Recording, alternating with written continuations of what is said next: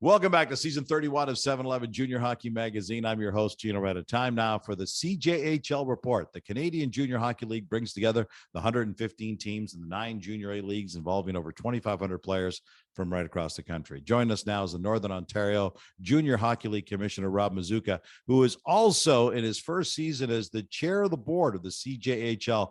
Rob, welcome to the show. Do you feel like now that we're back into the playoffs, after everything that's behind us, you can kind of exhale and get back to just enjoying hockey? Finally, yes, Gino. Finally, yes. Yeah, it's been nice. It's been right, great for the player. Great for the players. Yeah, let's start with the NOJHL. The league final is now underway between the Sioux Thunderbirds and the Hearst Lumberjacks. Of course, the winner is going to head to the Centennial Cup in Estevan, Saskatchewan. How is the final going so far, and how much are you looking forward to sending representation in nationals? It's so far it's 2-0 for Hearst. They got two road wins. So now they're heading back up to Hearst Thursday, Friday. So it's going to be a good final so far. So the Centennial Cup's got this new 10-team format this year, all 9 league championships, and of course the host Estevan Bruins are going to be playing the tournament later on this month. When you guys first started talking about this new format, what were your initial impressions of this and trying to crown a national champ in a very unique format to the league, but pretty interesting nonetheless? Well, when it came up back in January, first question was, is it possible? And then you got to deal with your regional hosts who are hosting your regionals, like the Dudley and the Fred Page. And it just, with dealing with Hockey Canada and everybody, the host committees, it was plausible, and then it became a reality, and everybody supported it overwhelmingly from the CJHL board, all the commissioners and all the leagues. And we think it's a fantastic concept and idea, and we just hope we're looking forward to an outstanding new concept championship in May in Estevan. All right, let me pursue that just a little bit. You like the idea, you like the concept. Is there a chance that this could be potentially adopted moving forward if it goes as well as you'd hope it does? Yes, that's the plan. That's the plan. So next year it'll be in Portage. So that's the plan going forward. And it's good. It's good being able to let people know that well in advance, right? Because then you know that you need more ice, you need more space, and the community then is prepared for a much bigger event. No. Yes, and this year, teams are, the communities like Red Lake and Summerside, they were planning for the regionals, and this came about in January. Yeah. So it's great for the teams for next year who are going to know starting now for recruiting, what the championship's going to be. It's going to be the league winner.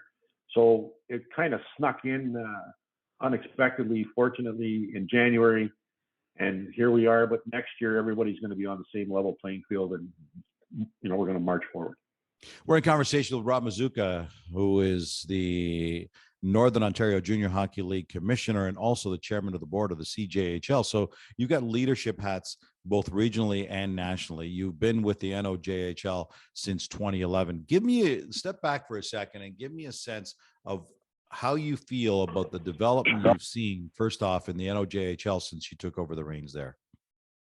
Well, when I started back 11 years ago, I guess, 12 years ago, we were a 7-team league, and now we've moved into a 12-team league. The play has dramatically improved. The coaching is a lot better. The communities are more supportive. The concept of going past the traditional 7-8 teams we had in the NOJHL, the direction from our board to get to 12, which we have. They're well-run teams, well-supported teams within the community. And the coaching is a lot, fantastic, a lot better, more developed, more committed. So from that point, from the NOJHL's point of view, it's worked out well. And then the same thing, across the country, you look at each and every CJHL member, the hockey has gotten a lot better, the coaching has gotten a lot better, the players are more developed. So it's worked out well for everybody across the CJHL.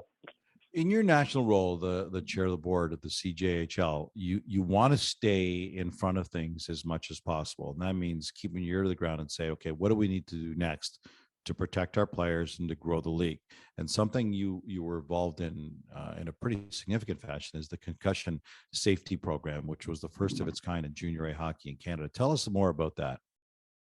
Well, we came up with the programs in our league, and then we moved them nationally, and that caught support right across the country within the CJHL members. Player safety is, I'm sure, at the forefront for every league in the country in the CJHL. So those were no-brainers, concussion management and Canadian mental health, because you see it in the system. Players sometimes are hurting, and then when we adopt those programs, it's for the benefit of the players and the teams. And like I said, it was a no-brainer to adopt them nationally, and that's the kind of initiative that we try to see across the country to get ahead of little things that we see that we want to make improvement for the players on and off the ice, and that is critical. Speaking of initiatives, you played a big role with the Talk Today program back in 2015 in partnership with Canadian Mental Health Association. For those who haven't heard about this program, give us an overview of what that's about. Well, it came about as a result of some off-ice issues for some players that we felt that we needed to adopt a program that gives them an avenue to get some help if they need help.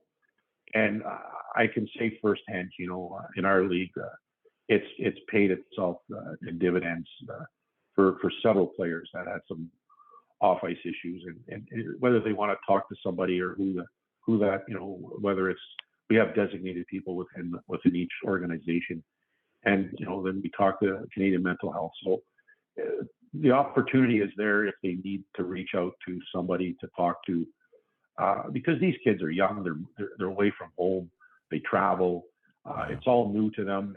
There's so many different variables that come into play, but it's a vital program that we need to keep, and we're developing it, working with our partners at Canadian Mental Health. So it's a great program. There are true benefits that I see. Yeah, having the program set there and then giving the kids an opportunity to know how to access that is so critical, because we've seen a lot of kids use it, which has been a phenomenal thing that it's there for them. Getting back to the play on the ice now, you got the Centennial Cup coming up. It's going to be broadcast nationally on TSN. After a couple of years that were really kind of out of your hands in terms of not being able to get that exposure out there, how important is it for the CJHL to be back on the national stage like that for the Centennial Cup? Well, I think just to have it, the Centennial Cup, after what everybody has gone through across the country in the CJHL is important, that we're going to have a national championship. Yeah. And to send, the respective league winners. And I think it's great for hockey. I think it's great for CJHL members in each and every league.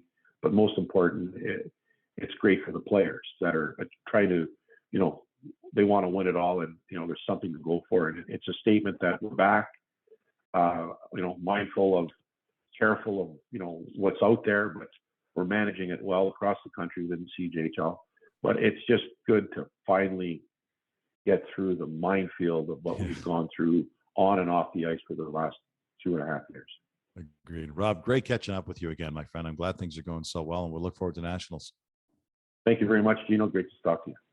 That was NOJHL Commissioner and CJHL Chairman of the Board, Rob Mazzuca. And that wraps up this week's CJHL Report, the Canadian Junior Hockey League. Your future is here. Still inside 7-Eleven Junior Hockey Magazine, he helped our nation win gold at the 2005 World Junior, and now he's played over 1,000 games in the NHL. We'll check in with Arizona Coyotes forward Andrew Ladd in this week's edition of Where Are They Now? You're listening to Canada's only nationally syndicated junior hockey radio show. This is season 31 of 7-Eleven Junior Hockey Magazine. And don't forget, you can listen and subscribe to the complete podcast by checking out any of your favorite podcast platforms.